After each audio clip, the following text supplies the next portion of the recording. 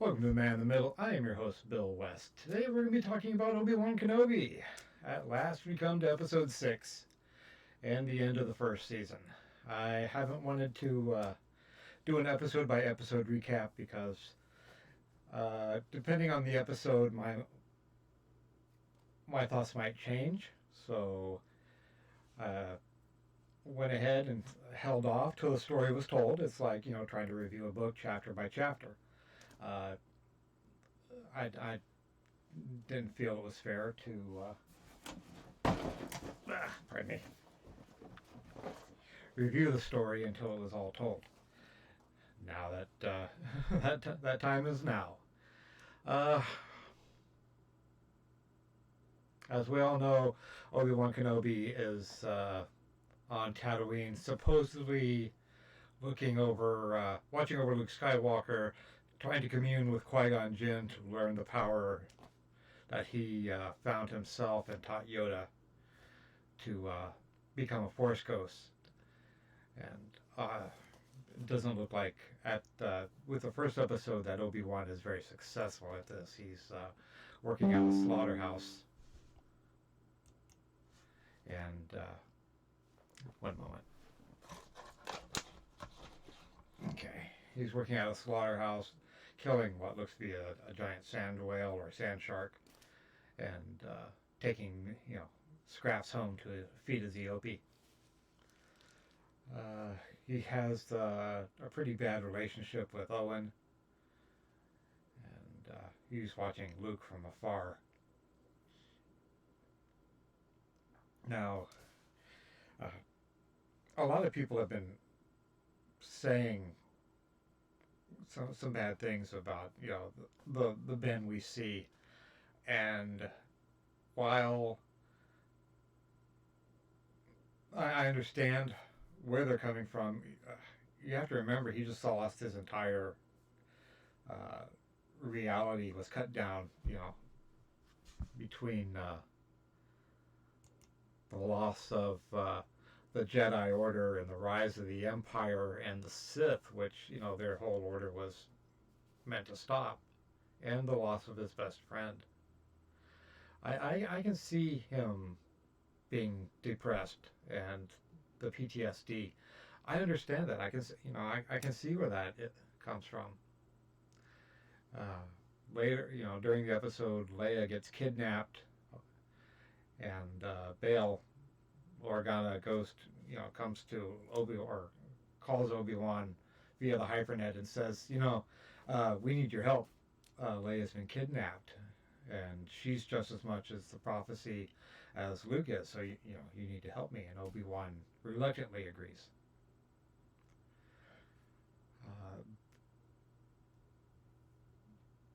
Throughout the series, there's some interest. I'm going to say throughout the series, there's some interesting things that happen. We get to see Ewan McGregor's daughter as a drug dealer. Tamira Morrison plays, one of a clone trooper down on his luck begging for money.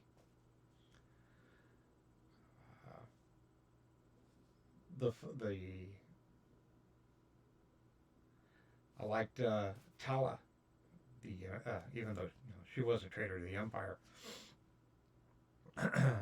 I don't like the Inquisitors. I thought their base was cool, but the Inquisitors themselves, there are too many Force users in my Empire. I liked it when it was Vader and the Emperor, and that was it.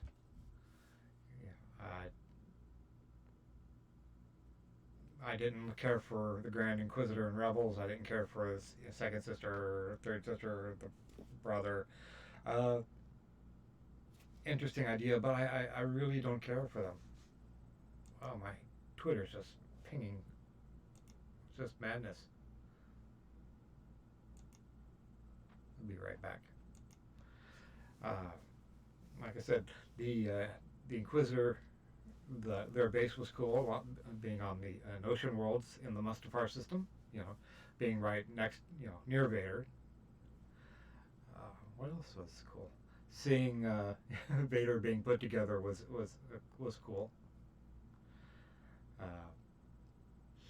I didn't like this. I didn't like the character of the second sister just because I don't like, or the third sister just because I don't like the Inquisitors. I don't have anything against the actress. I don't have anything against, you know, the way she, the way she acted. I could understand her motivation. She's mad at Obi-Wan because he wasn't there to save the rest of the younglings. I can understand that. Also, wanting to kill Vader because of this portion. Overall, uh,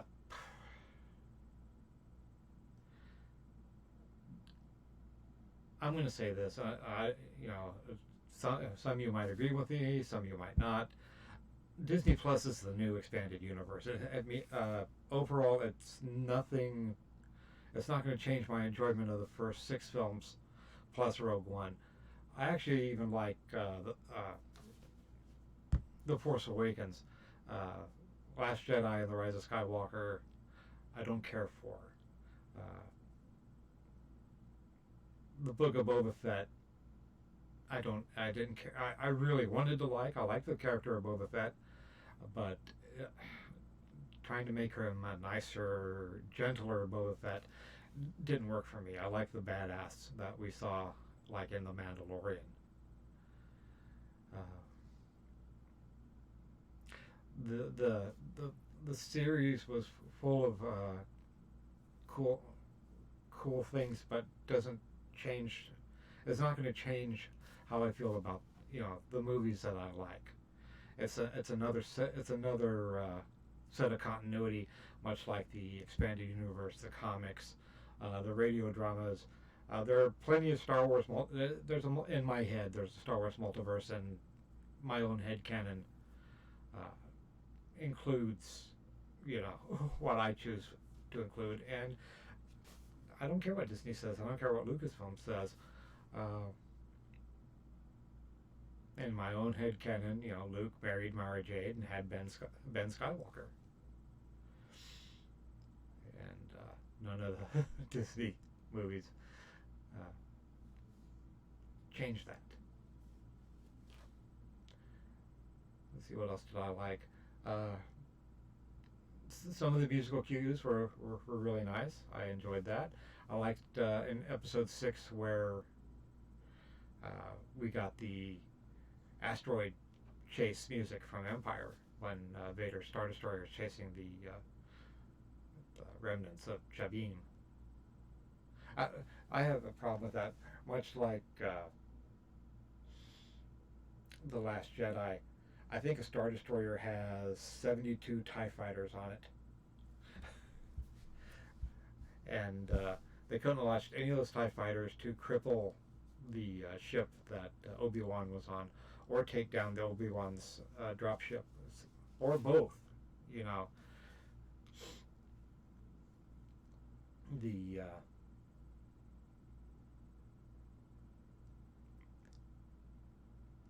I feel like I'm trying to make excuses for liking it or not liking it, and I'm sorry, but it was a disappointing series from beginning to end, story-wise.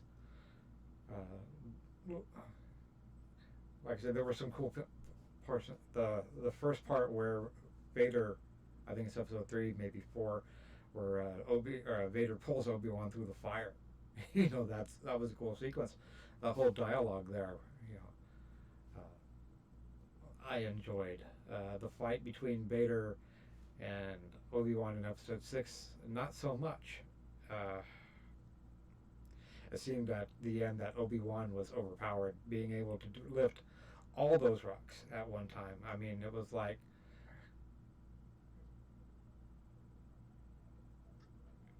all of a sudden, after 10 years, he could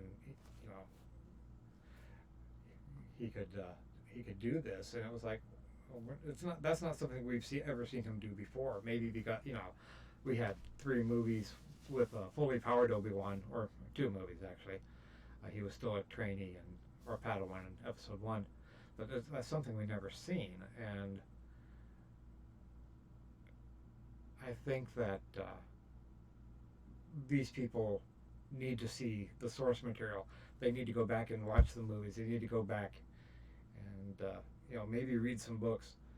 If you wanted to do an Obi-Wan series, we shouldn't have seen Vader. We shouldn't have seen the third sister. We trying to remember the name. The book was called Obi-Wan. Trying to see it.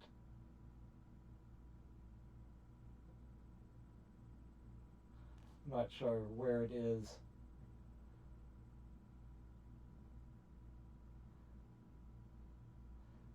There is an expanded universe book called Kenobi. If you want a good Obi-Wan Kenobi story, pick that up and read it. There you'll find what they should have taken, the source material, taken that book and made it instead of this really bad. Well, it's not bad. It wasn't great. Like I said, Star Wars is now the EU, and your mileage may vary. I've decided that if they put something up and I like it, that's fine, but it's not going to affect my enjoyment of the movies.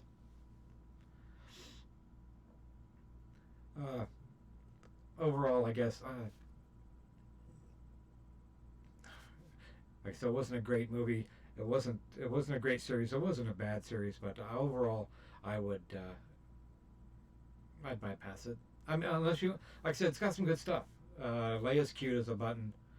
Uh, there is some good byplay between Anakin and Vader and Obi-Wan. I like Bail Organa. Some of the effects are good. I want to know something though. How did Paramount Plus? Whatever you feel about Discovery or Strange New Worlds, why are their shows so much prettier than what Lucasfilm does? Because some of the a lot of the effects on Boba Fett and a lot of the effects in Obi-Wan weren't great. You would think that they have Industrial Light and Magic in their pocket. Why aren't they helping? Why aren't you getting the effects that we're seeing on other shows? Even the Orville. The last episode with the fleet was the two fleets going at each other. Sorry, spoilers.